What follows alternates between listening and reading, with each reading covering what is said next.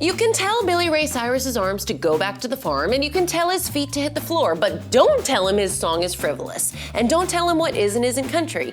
And don't think he didn't read what you wrote about him before it was time to interview him. Nope, Billy Ray Cyrus ain't got time for that.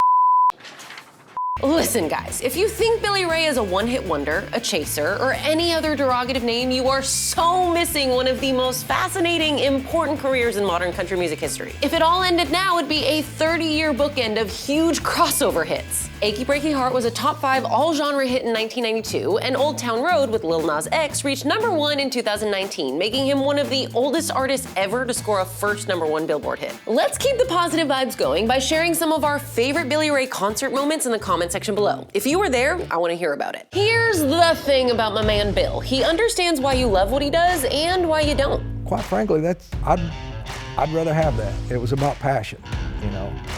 Nothing in the middle. You know, vanilla's easy. As it turns out, there were some vanilla stans in 1992, including one country superstar who feared Billy Ray was turning country into an ass-wiggling contest. Don't drop that dun-dun-dun. Hey, don't drop that dun-dun-dun. If you know what I mean, give this video a thumbs up, and we'll talk about that story in a second. But first, let's take a peek at everything else he's known for. Of course, that mullet. Seriously guys, can we confirm that that thing isn't alive? He had 6 more top 10 hits, including the still inspiring Some Gave All. There was a Mexican version of Achy Breaky Heart that was huge worldwide, then the line dancing craze, and 2 epic TV shows. That's right, I said 2. You might remember him as Robbie Ray Stewart, Miley's dad on Hannah Montana, but do not overlook his 3 years as country doctor Clint Cassidy on Doc, a medical drama show set in New York. Honestly, it was pretty decent. Here's a clip. Biff got this here for his Harvard graduation. Hey man, where I come from, it's not polite to put your hand in another man's If pocket. you're as smart as you think you are, you let go of my hand, because then I won't cut you. You looking for this? And to think my billfold's not even in there. Billy Ray was being nice about it, but basically he's saying he ain't got time for that.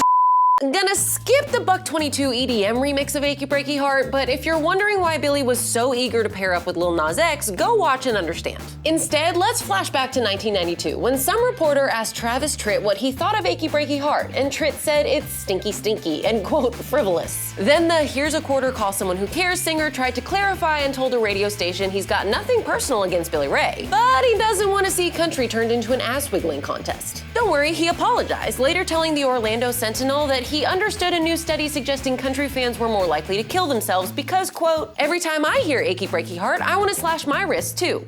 Dude is clearly really bad at this whole apology thing, but it was water under the bridge to Cyrus, right? He knew at the 1993 American Music Awards it was time to bury the hatchet. And as far as I'm concerned, to those people who don't like Achy Breaky Heart, here's a quarter, cause someone who cares.